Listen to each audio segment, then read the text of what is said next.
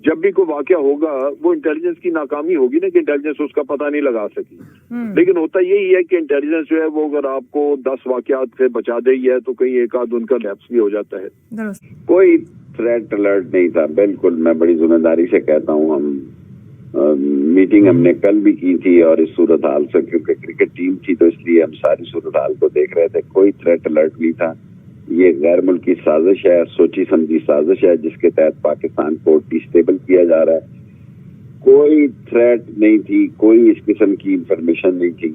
सो ये इन्होंने बड़े मुनज़्ज़म तरीके से किया है और आईजी और चीफ सेक्रेटरी से हम रिपोर्ट्स ले रहे हैं। अभी जरा ज्यादातर जख्मियों में लोग मसरूफ हैं, उसके बाद इस पर कोई बयान जारी करेंगे। अवाम को थोड़ी तकलीफ बर्दाश्त कर लेनी चाहिए। इंटरनेशनल एजेंडा भी आपके खिलाफ है, सी पैक का मसला तो था ही था। अब जो मगरबी ममालिक के साथ हमारी एक आप कह लीजिए कि हमने उनकी हाँ में हाँ नहीं मिलाई तो नाराजगी तो मौजूद है। तो मेरी अपनी असेसमेंट है कि ये वाकयात बढ़ेंगे यहाँ पे।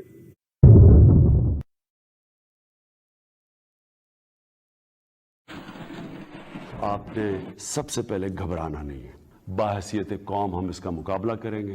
ये बड़ा अफसोसनाक वाकया पेश आया है, डेथ टॉल भी काफी ज्यादा हो गया सर। कुछ थ्रेट अलर्ट इस हवाले से पहले से थे जो पुलिस को भी दिए हुए थे सर? कोई थ्रेट अलर्ट नहीं था, बिल्कुल मैं बड़ी जिम्मेदारी से कहता हूँ। हम मीटिंग हमने कल भी की थी और इस सूरत हाल से, क्योंकि क्रिकेट टीम थी तो इसलिए हम सारी सूरत हाल को देख रहे थे। कोई थ्रेट अलर्ट नहीं था। ये गैर मुल्की साजिश है, सोची समझी साजिश है जिसके तहत पाकिस्तान को डिस्टेबल किया जा रहा है। कोई थ्रेट नहीं थी, कोई इस किस्म की इंफॉर्मेशन नहीं थी। सो ये इन्होंने बड़े मुनज़्ज़म तरीके से किया है और आईजी और चीफ सेक्रेटरी से हम रिपोर्ट्स ले रहे हैं। अभी जरा ज्यादातर जख्मियों में लोग मसरूफ हैं, उसके बाद इस पर कोई बयान जारी करेंगे। शेख साहब सिर्फ ये बता दीजिएगा कि अगर थ्रेट अलर्ट नहीं थी तो ये इंटेलिजेंस फेलियर ना हुआ फिर ये मामला? आप कह सकते हैं कि थ्रेट अलर्ट जो थी वो नहीं थी। मैं आपको जिम्मेदारी से कह रहा हूँ, कोई थ्रेट अलर्ट नहीं थी। ये वाकया एकदम से हुआ और जिसकी जितनी मजम्मत की जाए वो काम है। शेख साहब जिम्मेदारी किसी ने कबूल की है? अभी तक किसी ने जिम्मेदारी कबूल नहीं की। पेशावर में हुआ आज इंतहाई तकलीफ दे सूरत हाल और मामला, और फिर वजीर दाखिला ने जब गुफ्तगू की और फिर वहां से जितने सिक्योरिटी ऑफिशियल्स ने भी बात की, सब ने ये कहा कि थ्रेट अलर्ट मौजूद नहीं था। थ्रेट अलर्ट का मौजूद ना होना अपनी जगह पर, क्या किसी नौयत का सिक्योरिटी लैप्स आप देखते हैं इस वाक़े में? सानेहा बहुत ही तकलीफ दे है, जितनी भी मजम्मत की जाए कम है। अब जहां तक आप सिक्योरिटी लैब्स की बात करते हैं, देखिए मसला ये है कि हर मस्जिद के बाहर आप सिक्योरिटी का इंतजाम नहीं कर सकते और होता यही है कि जब काफी अरसे तक कोई वाकया नहीं होता तो खुद अवाम जो है वो शोर मचाना शुरू कर देते हैं कि चेक पोस्टें खत्म करें, हमें तकलीफ हो रही है, हमें रोक के चेक करते हैं। नतीजा ये कि वक्त के साथ फिर वो दहशतगर्द एक्टिव हो जाते हैं और जब वो देखते हैं कि एक माहौल ऐसा है जहां अभी चेकिंग वगैरह नहीं ज्यादा रही तो उनके लिए आसानी हो जाती है। दूसरी बात यह है कि इस वक्त एक इंटरनेशनल एजेंडा भी आपके खिलाफ है, सी पैक का मसला तो था ही था। अब जो मगरबी ममालिक के साथ हमारी एक आप कह लीजिए कि हमने उनकी हाँ में हाँ नहीं मिलाई तो नाराजगी तो मौजूद है। तो मेरी अपनी असेसमेंट है कि ये वाकयात बढ़ेंगे यहाँ पे। उन्होंने पाकिस्तान को डिस्टेबलाइज करना है, कहीं ना कहीं तो आपको सजा देनी है आपकी इंडिपेंडेंट पॉलिसी के लिए।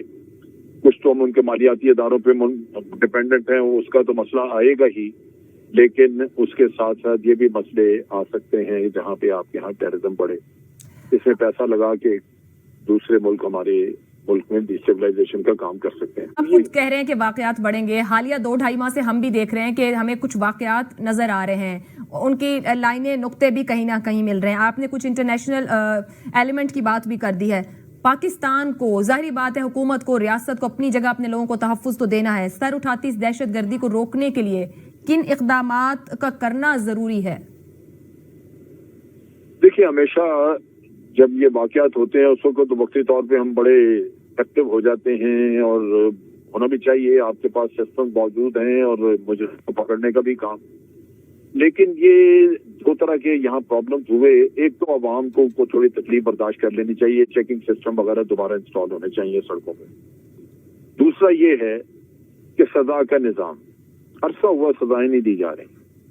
टेररिज्म में लोग पकड़े गए और वो छूट भी गए। आप अगर सजा न दें और वो लोग, कराची में आप देखिए कि खुद पुलिस बताती है कि 60-70% लोग जो हैं वो जमानतों पे जा चुके हैं, टारगेट किलर हैं वो। तो ये भी एक दुख है यहाँ पे कि आपका जो सिस्टम है वो फंक्शनल नहीं है, सजा का निज़ाम आपका मौजूद नहीं है। तो फिर कैसे वही लोग हैं वो दोबारा टेररिज्म की तरफ भी आ जाएंगे, वो एक दफा करेंगे, पकड़ेंगे, कुछ दिन जेल में गुजारे, जमानत हुई, आके फिर वो काम शुरू करेंगे। तो ये मैं समझता हूँ कि एक तरफ सिक्योरिटी के इदारों को दोबारा से अपने नेटवर्क जो है उनको फाल करना चाहिए, चेकिंग सिस्टम वगैरह अपना लगाना चाहिए।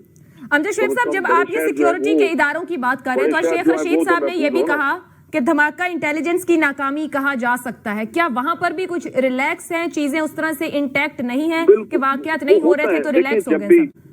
जब भी कोई वाकया होगा वो इंटेलिजेंस की नाकामी होगी ना, कि इंटेलिजेंस उसका पता नहीं लगा सकी।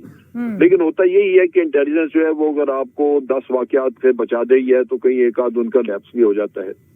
तो जरूरत इस बात की है कि इंटेलिजेंस जो अपने तौर पर उन्होंने काम करना है, लेकिन इंटेलिजेंस के साथ साथ जब तक चेकिंग सिस्टम आपका नहीं शहरों में होगा तो लोग तो फिरते हैं सब एक जैसी शक्लों के और आप ही के लिबास पहने हुए, तो आपको जरा उन पे ध्यान रखना, चेक सिस्टम ना हो तो मुश्किल हो जाता है।